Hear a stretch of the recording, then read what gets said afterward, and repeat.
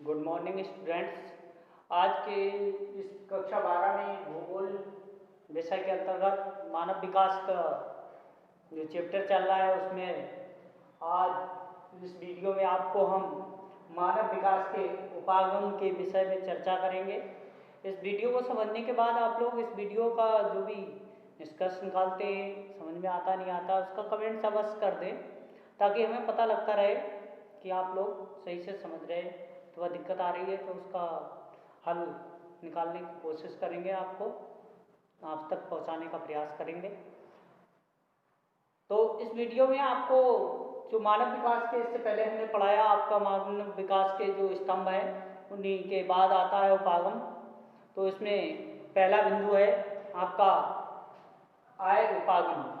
मानव विकास की समस्याओं को देखने के लिए और उसके समझने के लिए मानव विकास के जो समस्याएं हैं और उस समस्याओं को समझने और देखने के उपायों को, जो भी उपाय होते हैं उनको मानव विकास के उपागम कहते हैं।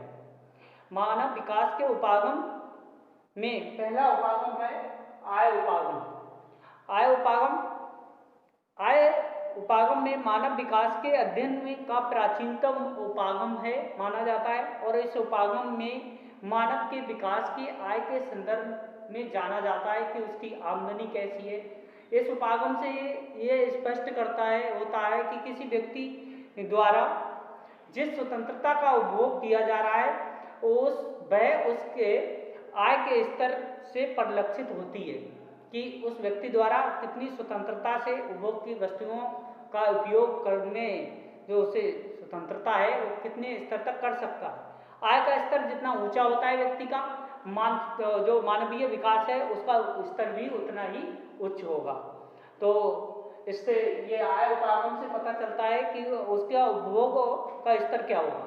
ठीक है, तो अगला है कल्याण उपागम। दूसरा बिंदु कल्याण उपागम में आप इस उपागम से का लक्ष्य होता है कि मानव की विकास, सभी विकासात्मक जो गतिविधि हैं उनके रूप को देखना होता है। जो विकासात्मक गतिविधियां हैं चल रही हैं उनको समझने में प्रयास में मदद मिलती है।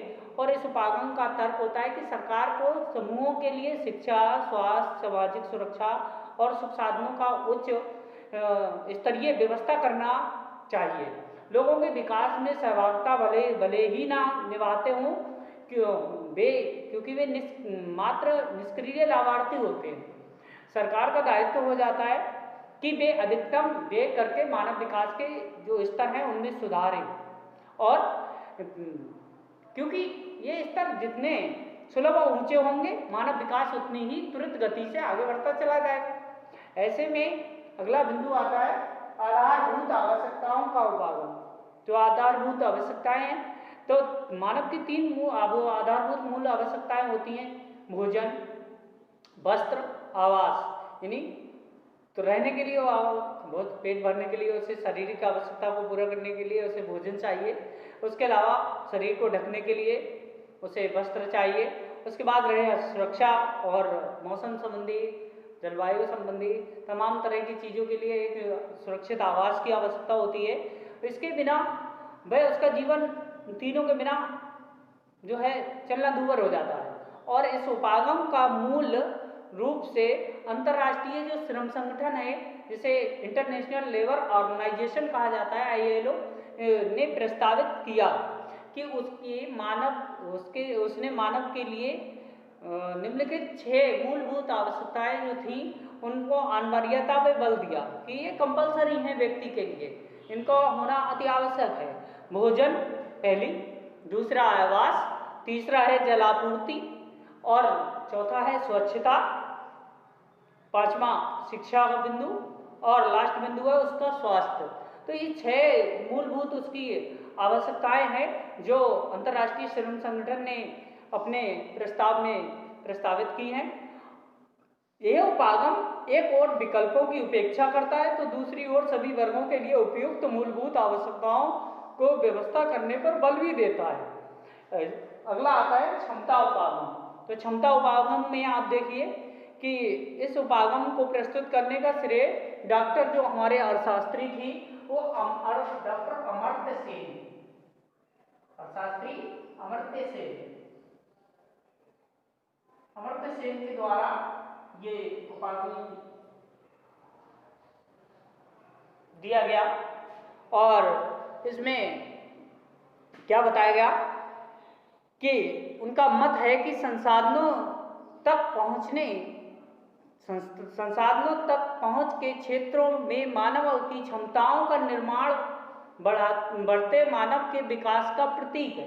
कि जो संसाधन है उन संसाधनों में मानव की पहुंच कितनी है, उस पहुंच ये सूचक का प्रतीक होती है कि वो उसका विकास हो रहा है, विकास का सूचक है। मानव की संसाधनों तक जितनी अधिक पहुंच होगी और तथा उसके लिए उपयोग की क्षमता भी उतनी अधिक हो जाएगी और मानव विकास का पथ उतना ही आगे प्रशस्त होगा। तो ये मानव विकास के 4 इसके उपागम मुख्य रूप से हैं। इनके माध्यम से समझने की कोशिश और समस्याओं का हल देखने और उनको समझने में सहयोग मिलता है बहुत बड़ा। इसके अगले क्रम में है मानव विकास का मापन किस तरह होता है। जो कि मानव विकास प्रतिवेदन जो प्रकाशित किया गया है, जो मैं आपको पहले बता चुका हूँ, पाकिस्तान के अर्थशास्त्री हैं डॉक्टर महबूब उल हक ने, तो उनके और डॉक्टर अमर्त्य सेन के द्वारा ये तैयार किया गया प्रतिवेदन। तो इसमें सारी चीज़ों जो उन्होंने अपने प्रतिवेदन में दिया है, स्वास्थ्य, शिक्षा और तमाम तरह की चीज़ें के सामने इंक्लूड की हैं, उसके माध्यम से पता लगाया जा सकता है कि वह उसके विकास का